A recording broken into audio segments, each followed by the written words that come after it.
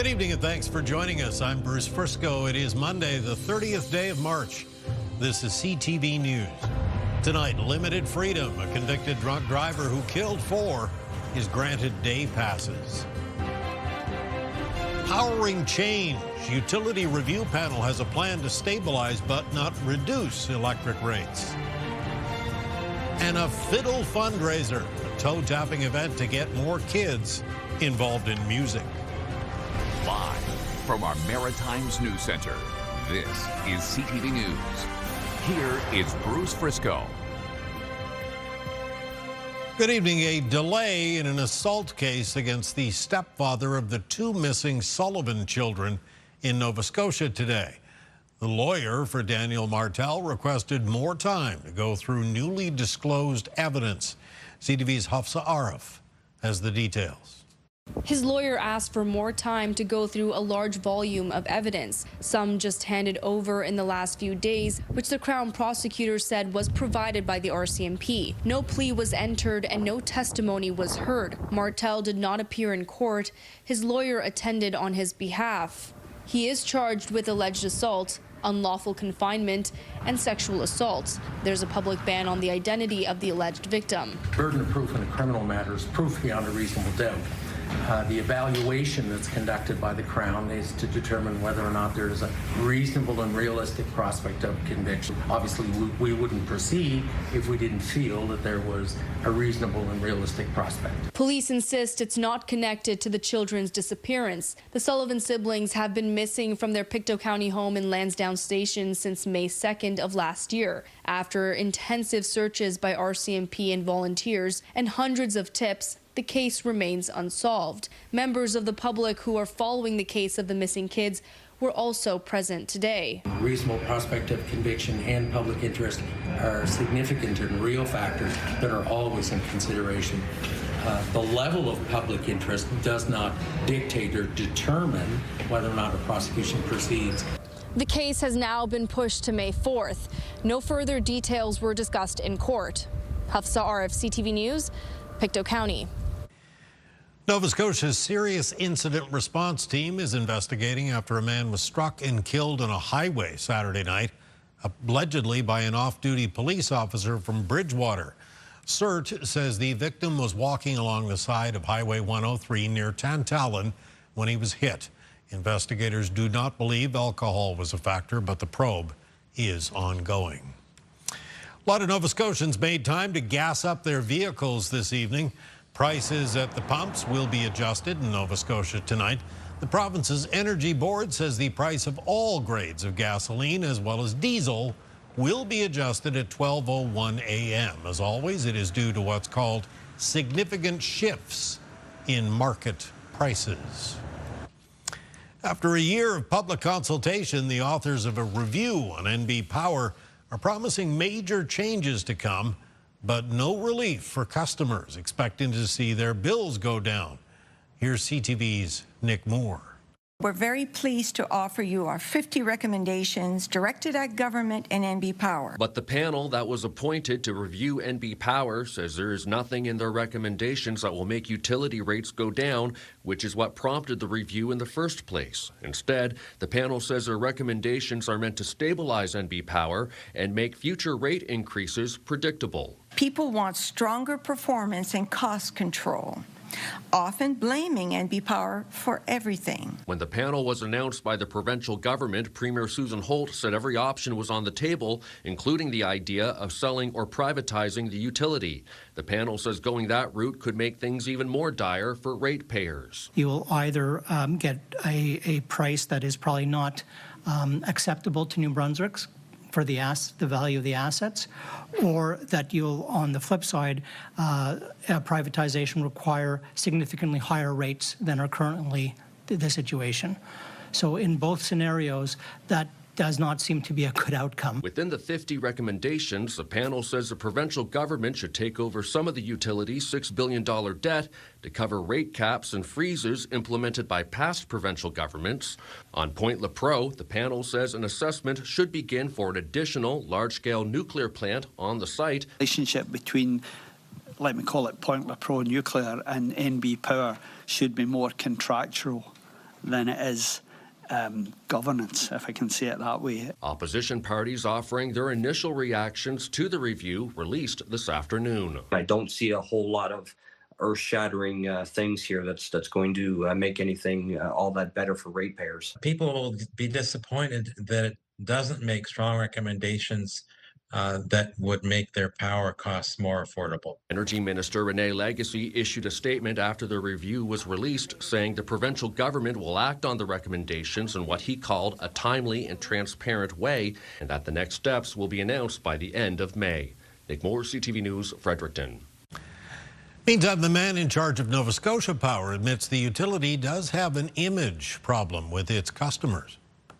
All I can tell you is I've spent the last month, and prior to that, 2 weeks beforehand, I went out to visit our plants, visit our depots, tour the province. I'm going to spend a lot of time listening to customers in all regions, and that's work that's already been happening before me, but I am going to continue it. And we are going to restore trust, and we are going to be transparent. Sood assumed the top job at the beginning of the month. He was our guest tonight on CTV News at 6. Get the Maritime's top stories, breaking news alerts, and watch live. Download the CTV News app. PEI Premier Rob Lance says RCMP have been alerted about a former cabinet minister's possible conflict of interest. Lance removed Gilles Arsenault as Economic Development Minister over the weekend, saying the minister had shown poor judgment when he was Environment Minister. An investigation has raised questions about Arsenault's role in a golf course developer's decision to donate $100,000 to a nonprofit group after the minister approved change for a project. Lance confirmed today the person in charge of the nonprofit was Arsenault's campaign manager. On March 12th. What I want Islanders to know is that my government has attempted to handle this as appropriately and as openly and transparently as we possibly could from the very beginning.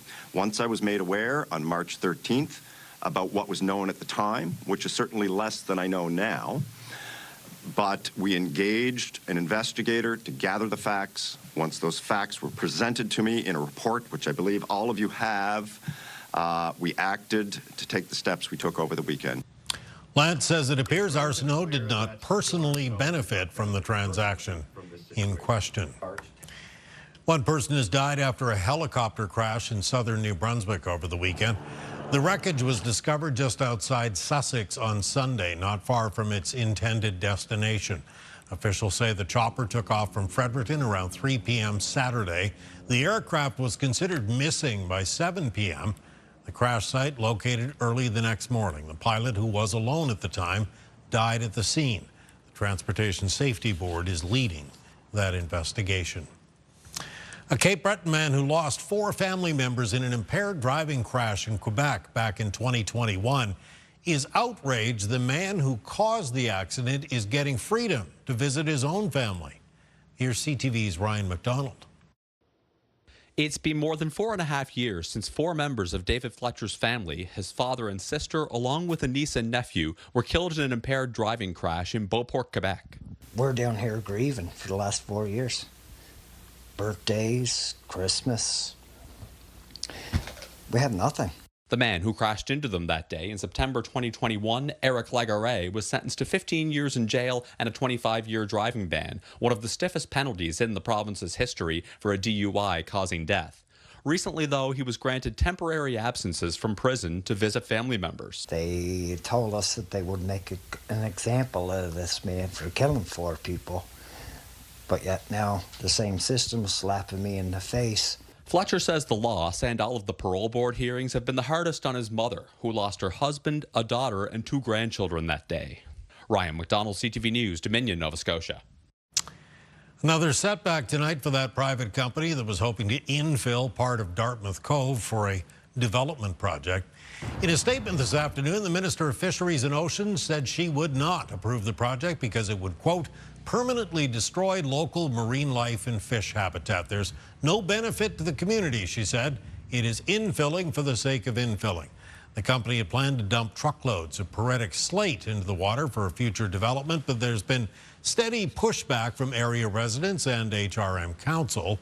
The company behind the plan says it's already working on a lawsuit against the minister and the local MP for alleged political interference. Prince Edward Island has become the first province in Canada to lower the screening age for colorectal cancer to 45.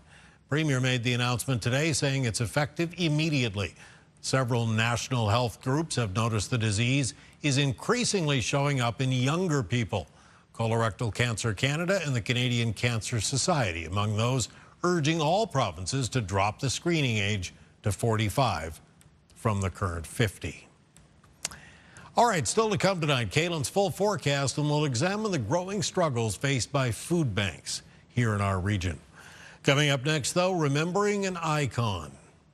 Well, Bill Raleigh was, in my opinion, the ultimate hockey player. A Maritime hockey legend and trailblazer has died. Looking back on the remarkable life and legacy of Bill Riley when we come back.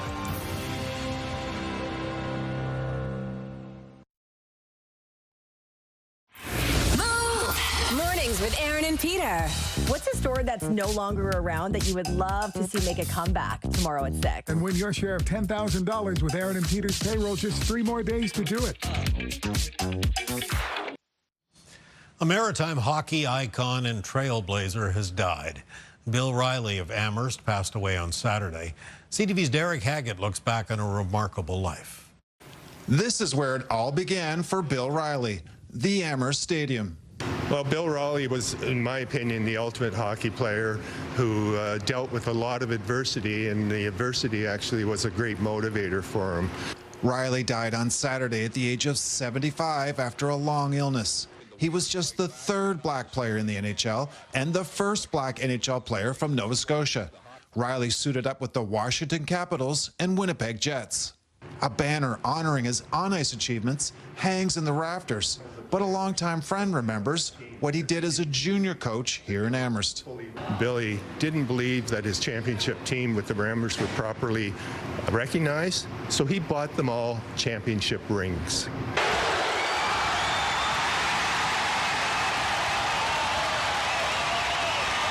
Riley was also a big part of Moncton's hockey community, winning the Calder Cup with the New Brunswick Hawks in 1982. Bill Riley epitomized that era of the American Hockey League.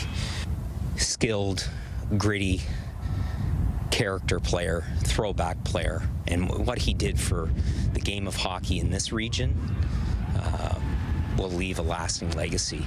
Riley would later go on to be the first ever head coach for the Moncton Wildcats.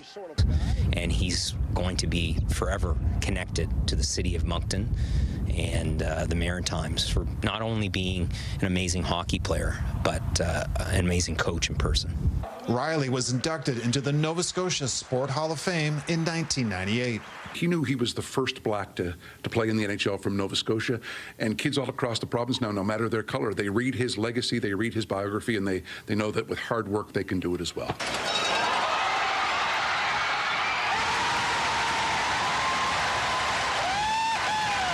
Family and friends from all over North America are coming to Nova Scotia to say their goodbyes. Derek Haggett, CTV News, Amherst. Thank you, Derek. We'll step aside for a quick little minute, but when we return, your complete maritime weather forecast for this somewhat short work week. Stay with us. Back with Caitlin.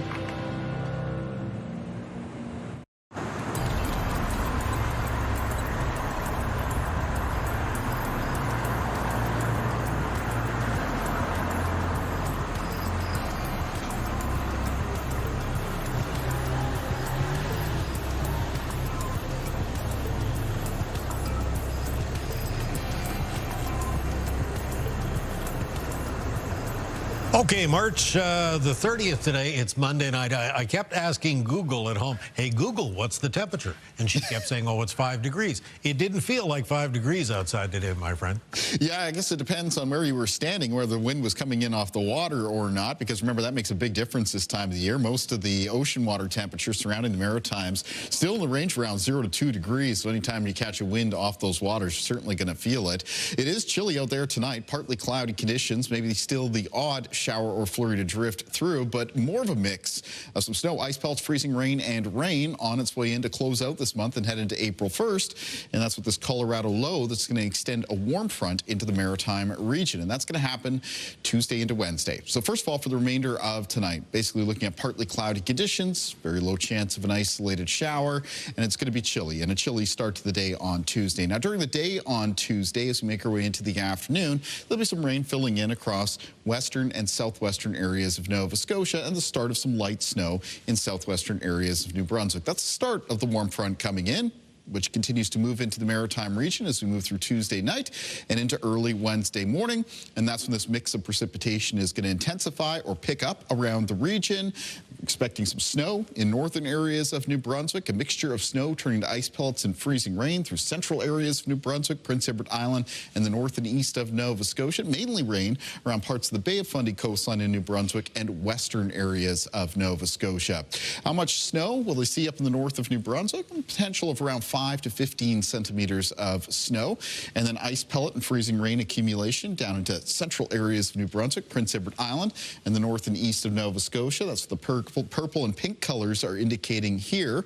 So those areas, even though they may not see as much snow as the north of New Brunswick, will still have to be careful about slippery surfaces developing, like the roads, moving through Tuesday night and into Wednesday morning. And again, not much showing up into the west of Nova Scotia because there it's mainly expected to be rain, 15 to 35 millimeters.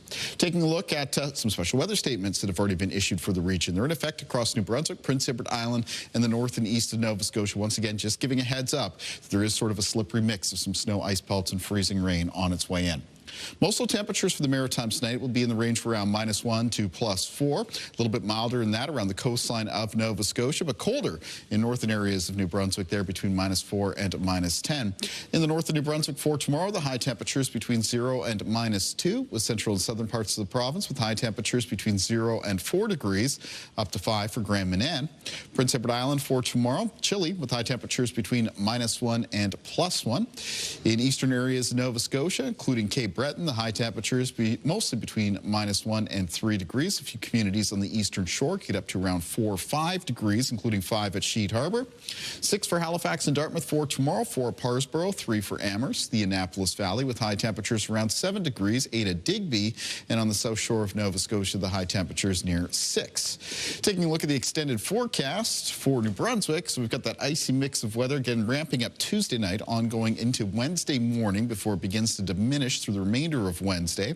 On Thursday, it's a mix of sun and cloud with some flurries expected Thursday night, and a similar mix of precipitation is possible on Friday of this week, which of course is Good Friday. Saturday will be a mix of sun and cloud. On Easter Sunday right now, it's rain in the forecast, and a mix of sun and cloud for the holiday Monday for those who have it. For Nova Scotia in the forecast, we have basically that rain and icy mix developing Tuesday ongoing into Wednesday. The greatest risk of freezing rain and ice pelts, northern and eastern parts of the province. And then on Thursday, it's a mix of sun and cloud with some flurries coming in Thursday night. That turns over to a possible mixture of some snow, ice pelts, freezing rain, and rain on Friday. That's another warm front coming into the region. That's why it's a mix. A chance of showers after that on Saturday. Showers in the forecast for Sunday, and a chance of showers on Monday of next week.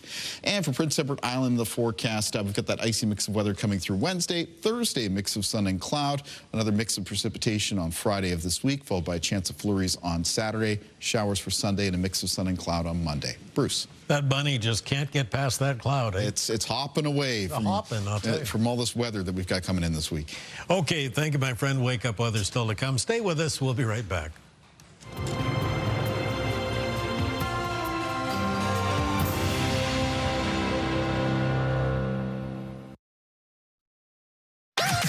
The #1 morning show in Halifax. Turk, Megan, and Amateur Alex. And home to the biggest artists.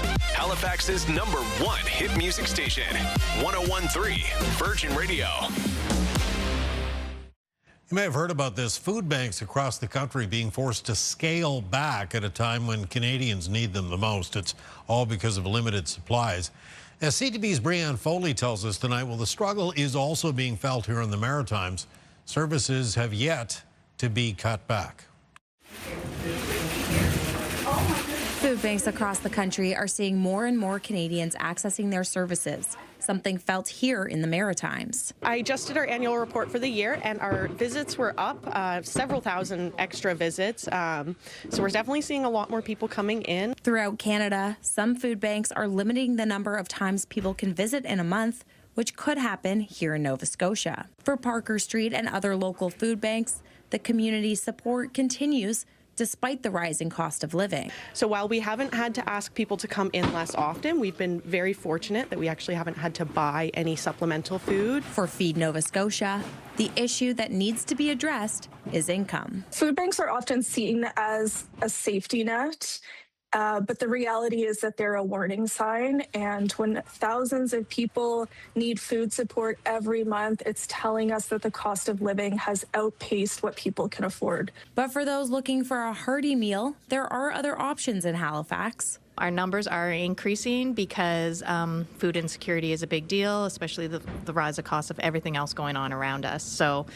we're serving people lunch every day. I would say we're trying to make our portions even a bit bigger than normal just to make sure that they're getting a really full belly at lunchtime. And no matter the reason, local programs are open for all. Brianne Foley, CTV News, Halifax. Thank you, Brianne. We'll step aside one final time tonight. Coming up, a Fiddle-filled fundraiser. First, though, it's your wake-up weather. Here's a live look at Dunbrack Street through the fog there on this Monday night. 4 degrees right now. Kaylin's Wake Up coming up next. Okay, it's Tuesday morning, 31st day of March, right? That's right. So closing out this week, or this month, I should say. And, of course, to start April, and it's no April Fool's Day joke, we do have that mix of weather, some snow, ice pelts, freezing rain, and rain.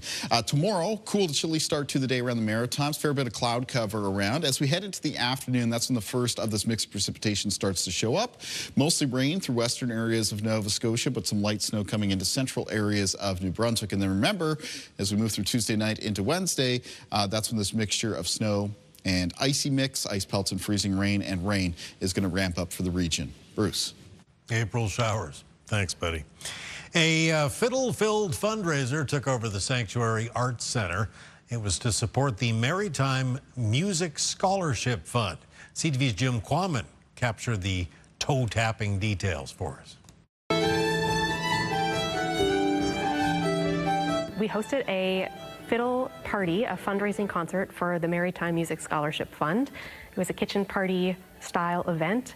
We have local fiddlers and musicians joining us, and there was music from all over Canada, traditional music from Nova Scotia and Quebec, as well as some tunes from America and the EU as well. Oh, after supper, them fellas got tight, began to shoot and began to fight. We're a community music school in the north end of Halifax. We opened up in 2021 and we've grown to over 200 students. We offer fiddle lessons and violin lessons, guitar, voice, piano. We offer lessons for kids and adults, and something we find really important is social music making. You know, me and my sister opened the school after a lifetime of experiences in social music making at fiddle camps and at in group lessons, and so we thought it was really important for kids to experience playing music together. Up till now, we've given out, I believe it's almost $10,000 worth of scholarships. We're running 2 summer camps this summer. We have a Kaylee camp, which is kind of like a kitchen party camp for fiddles and violins and pianos and guitars. And then we have a Taylor Swift camp as well, which is a week of singing and dancing and bracelet making and just general Swiftie merriment. All right, that is your late news for tonight. Now, just a reminder, if you joined us a little bit late this evening or you'd like to take a closer look, a second look at any of the stories we've shown you or a whole lot more, you can always visit us online, ctvnewsatlantic.ca. It is your home for news. I'm Bruce Frisco. Thank you for staying up late with us tonight. Have a good evening, and we do hope to see you again tomorrow.